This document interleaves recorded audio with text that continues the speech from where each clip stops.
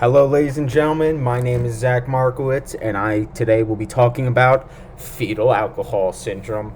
I hope you're as excited as I am to teach you all about this syndrome. I hope you learned some stuff. I don't know. Maybe read a few notes down.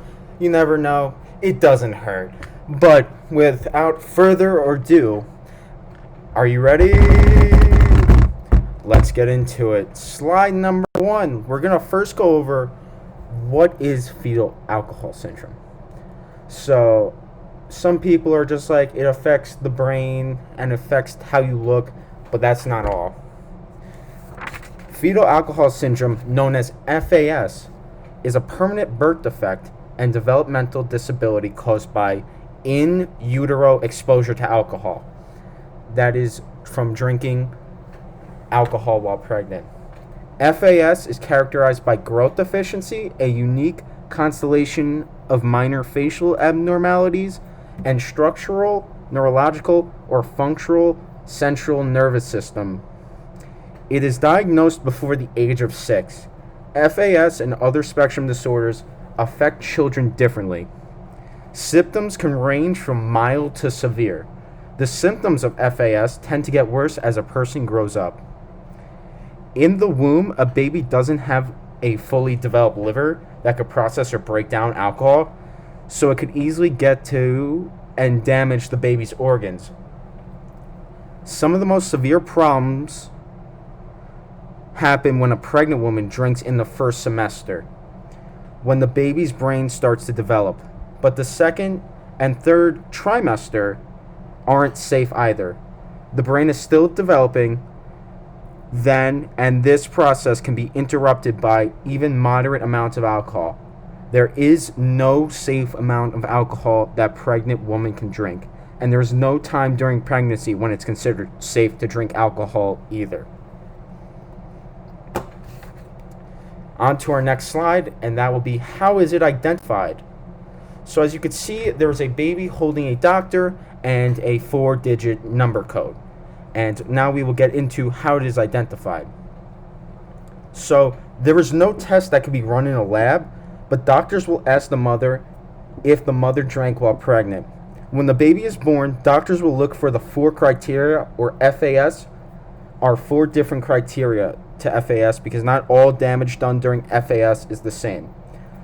The 4-digit code are the following. Number 1, growth deficiency, prenatal and or postnatal height and weight or below the 10th percentile.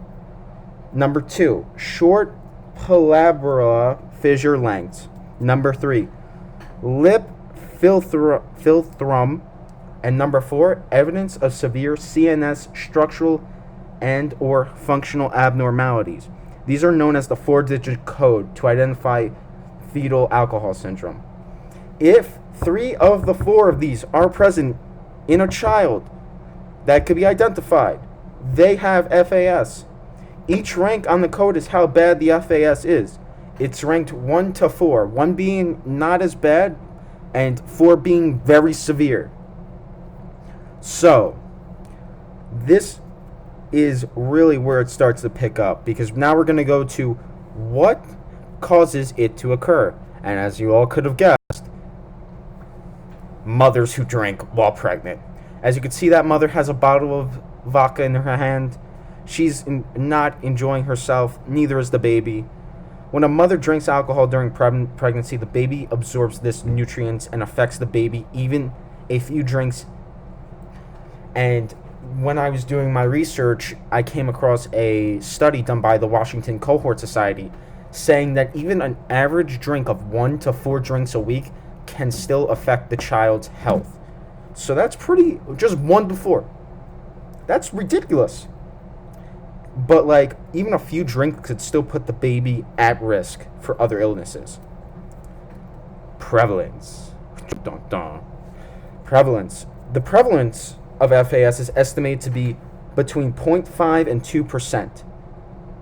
Oh, my bad, I misspoke. 0.5 and 2 per 1,000 births. Prevalence of SAS, ARND, and ARBD combined is at least 10 per 1,000, or 1% of all births. That's horrific. So now we do the impact on life. And how I split this up is I did the impact academically, the impact socially, and the impact emotionally and daily living impact. Let's get into it.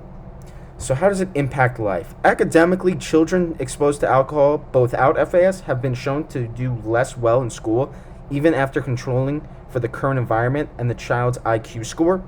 Socially, adolescents and adults with FAS or fetal alcohol effects, which is FAE, show unresponsiveness to social cues, lack of reciprocal friendships, lack of tact, and difficulty in cooperating with peers. Emotionally, they struggle with anger and uncontrollable aggression. And daily living, it's just not easy to go on living like this. It's very hard because there's a lot of factors like your anger, and you just don't understand a lot, and it's very hard and difficult.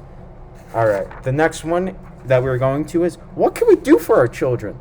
How can we get a positive outcome? Because that's all life we want, just a good positive outcome.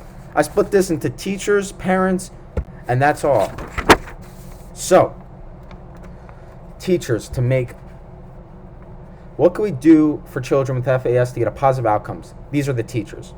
They can present information clear, brief, simple, and in simple segments, reducing distractions by keeping the classroom environment simple and structured, using visual materials, announcing schedule changes and transitions well in advance, using small group settings when possible, and helping them learn peaceful ways to express themselves if they get angry. Now, what the parents could do. The parents could use as few words as possible, always clearly state what you want to happen, the desired behavior. Don't argue, debate, or negotiate. Don't expect the person to be reasonable or to act their age. Be non-judgmental. Don't get frustrated that you just dealt with the same type of issue yesterday. And be extra attentive to your nonverbal and paraverbal communication. So I hope I was pretty clear with everything, and I hope everybody heard everything pretty well. I hope you enjoyed learning about FAS. And I just really want to say thank you if you made it to the end of this. My name has been Zach Markowitz, and I hope you have a wonderful rest of your day.